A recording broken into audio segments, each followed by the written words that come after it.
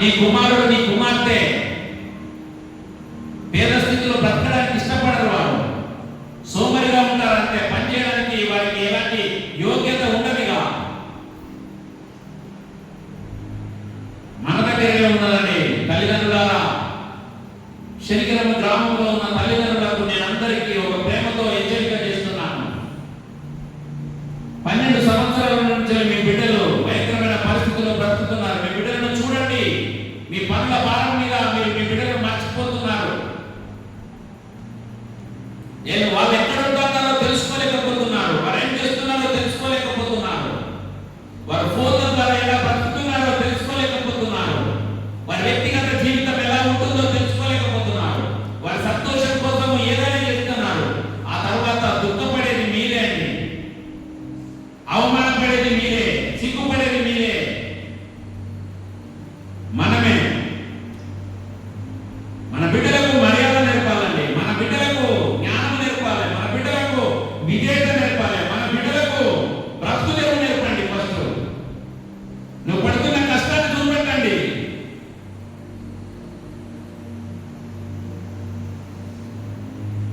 నువ్వు పడుతున్న వేదన చూపెట్టండి. మనకి నేర్పండి ఆ బాధలు. వాడు చిన్నతనంలోనే ఆ బాధలు నేర్చుకుంటే పెద్దవాడైనప్పుడు తొలగిపోడండి. వాడు కూడా హాయిగా బ్రతుకుతాడండి. ఒక్క పూట కోసం జ్యేష్ఠత్వం అమ్ముకున్న ఏషావు లాంటి జీవితాన్ని బ్రతికించకండి. నీ బిడ్డలను ఏదైనా అమ్ముకోవడానికి సిద్ధపడతారని వాళ్ళ దగ్గర డబ్బు లేనప్పుడు, వాళ్ళ దగ్గర ఆహారం లేనప్పుడు, శరీరంలో ఏదైనా అమ్ముకోగలరు. వాడు మన దగ్గర ఉన్నది ఏదైనా అమ్ముకోగలరు.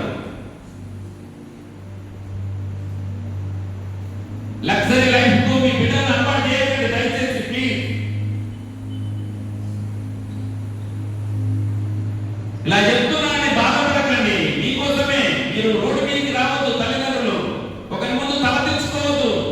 ఒకరి ముందు అవమానకరంగా నిలబడద్దు. మీ బిడ్డను సోమరిగా తయారు చేయకండి. శ్రద్ధగా పని చేయవాడు ఏర్పాటు చేస్తారట. శ్రద్ధగా పనిచేసేది నేర్పండి. చిన్న పని అయినా సరే. ఒక దగ్గర సెక్యూరిటీ గార్డ్గా పనిచేసినా పర్వాలేదు, ఒక దగ్గర కూలి పని చేసినా పర్వాలేదు. మనకి శ్రద్ధగా పని నేర్పండి. పని భారం తెలియజేయండి. మేమున్నాంలే హాయిగా భక్తు బిడ్డ అని నేర్పకండి. ఒక దినం వాడు నీకే శత్రువు అవుతాడు. ఒక దినం వాడే నీకు భయంకరమైన పరిస్థితిలో నిన్నే ఏం చేయడానికైనా ఇష్టపడతాడు. మన పేపర్లో చదువుతున్నాం, టీవీలో చూస్తున్నాం. డబ్బులు ఇవ్వకపోతే తల్లి చంపిన కొడుకులు,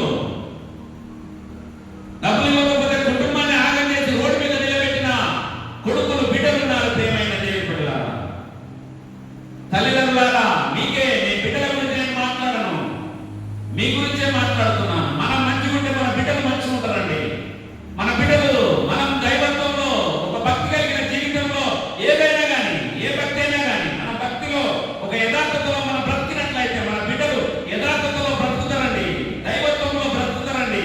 లోకాన్ని ప్రేమిస్తారండి. లోకాన్ని ఆదరిస్తారండి. వాడి పనిగానే కాదు, ఇంకోరికి పని చూపెడతారండి. నువ్వు పని నేర్పండి వాడికి.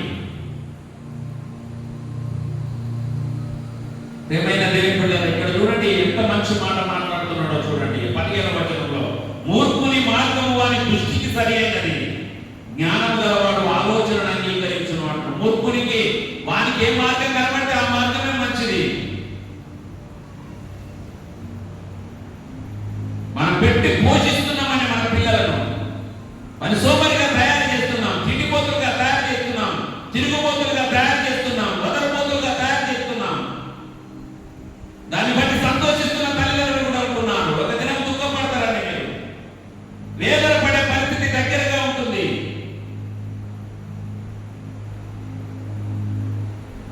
ఆ పరిస్థితి రాకుండా చూసుకోండి తల్లిదండ్రులారా. అది నాకు అయినా పర్లేదు, మీకైనా పర్లేదు, ఎవరికైనా సరే. ఇక్కడ చూడండి ఎంత మంచి మాట మాట్లాడుతున్నాడో చూడండి. 16వ వచనంలో, మూఢుడు కోపపడదని నిమిషంలోనే భయపడను, వివేకి నిందను వెళ్లిపడక ఊరకుండును అంటున్నాడు.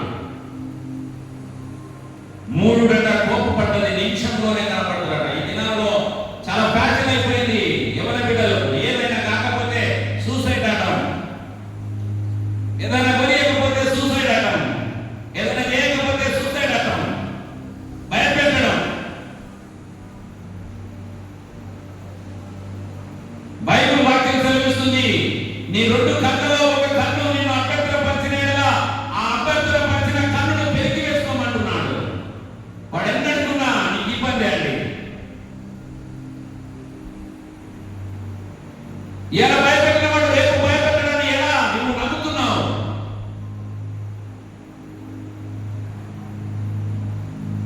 ఇవాళ నిన్ను దుఃఖపరిచిన వాడు రేపు దుఃఖపరచడాన్ని ఎలా నువ్వు నమ్ముతున్నావు? తల్లిదండ్రులారా, మన బిడ్డలను జాగ్రత్తగా పెంచుదాం. ప్రాముఖ్యంగా పని నేర్పుదాం. సోమరిగా భక్తి చేయకండి. ప్రాముఖ్యంగా తిండిపోతులు చేయకండి, తిరుగుబోతులు చేయకండి, తాగుబోతులు చేయకండి, భయంకరమైన గంజాయికి అలవాటైపోతున్నారు పిల్లలు. వాటి నుండి మీ బిడ్డలను రక్షించుకోండి. మీ పిల్లలు రాని ఎడల ఎక్కడికున్నారో, ఏ స్థితిలో ఉన్నారో, ఏ పరిస్థితిలో ఉన్నారో, ఎక్కడ కూర్చున్నారో, ఎవరితో కూర్చున్నారో, ఏ స్నేహం కలిగి ఉన్నారో మీరు చూసుకోండి. అది మీకే మంచిదండి. నా మాటలు గర్వంగా ఉండొచ్చు, బాధగా ఉండొచ్చు, కానీ దాని తర్వాత వచ్చే ప్రతి ఫలము ఎంతో దీవెనకరంగా ఉంటుందండి. నేను ముగిస్తాను ప్రియమైన దేవుడు. చూడండి, 20వ వచనం చదివించి నేను ముగిస్తాను. కీడు కల్పించు వారి హృదయంలో మోసకరం కలదు, సమాధాన పరచుటకై ఆలోచన చెప్పు వారు సంతోషభరితులవుతారట. కీడు కల్పించు వారి హృదయంలో మోసమే ఉంటుందండి. మోసం మోసం మోసం. తల్లిదండ్రులను ఎంతో మంది బిడ్డలు మోసం చేస్తున్నారు. ఎంతో మంది మోసమైన జీవితాన్ని జీవిస్తున్నారు బిడ్డలు. జీవితాలను పాడు చేసుకుంటున్నారు.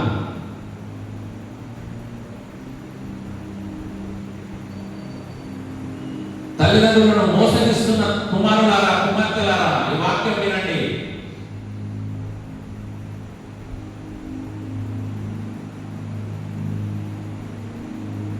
ఒక దినం మీరు రోడ్డు మీద నిలబడ్డప్పుడు ఆ స్థితిని ఒకసారి జ్ఞాపకం చేసుకోండి. ఒక దినం ఒకరి ముందు అవమానకరంగా నువ్వు చేతులు కట్టుకొని నిలబడ్డప్పుడు ఆ పరిస్థితి ఒకసారి జ్ఞాపకం చేసుకోండి.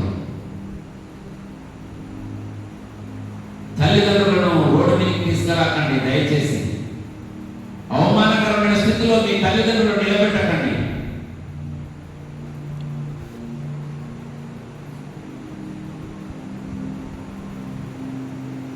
మిమ్మల్ని బట్టి వారు దుఃఖపడే స్థితిలో ఏ దినం ఉండకుండా చూసుకోండి.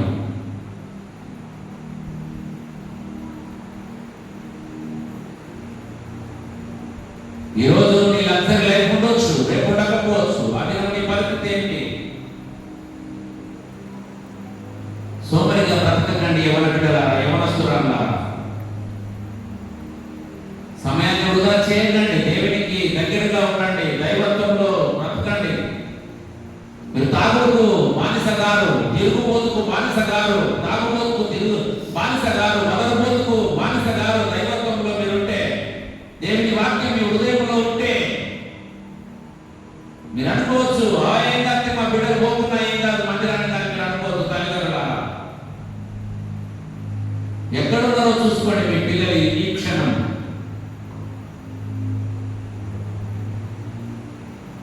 ఏ స్థితిలో మీ బిడ్డలు, మీ కుమారుడు ఉన్నారో ఒక్కసారి తల్లిదండ్రులారా చూసుకోండి. ఉన్నారా ఇంట్లో?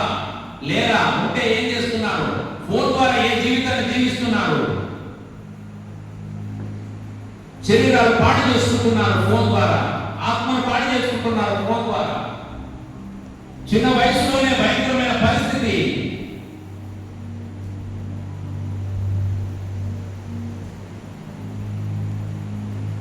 ఏమి తెలియని సమయంలోనే లవ్ అఫైర్, 20 సంవత్సరాలలోనే పెళ్లి, ఏమిటో తెలియదు. కుటుంబాలను ఇబ్బంది పెట్టడం, తల్లిదండ్రులను ఇబ్బంది పెట్టడం. దయచేసి ఈ నా మాటలో మీ హృదయంలో ఏమైనా గాయపరిచుంటే మీరు ప్రేమగా నన్ను క్షమించండి. ఒకవేళ ఇవి మా కుటుంబానికి దీవెనకరంగా ఉంటాయంటే మా కోసం ప్రార్థించండి, పరిచయం కోసం ప్రార్థించండి, సంఘం కోసం ప్రార్థించండి. మనం ఈ నా మాటలు ముగిస్తున్నాను. దేవుడి మాటలు దీవించి ఆశీర్వదించి మన జీవితంలో ఫలింపజేయను కాక. వంశ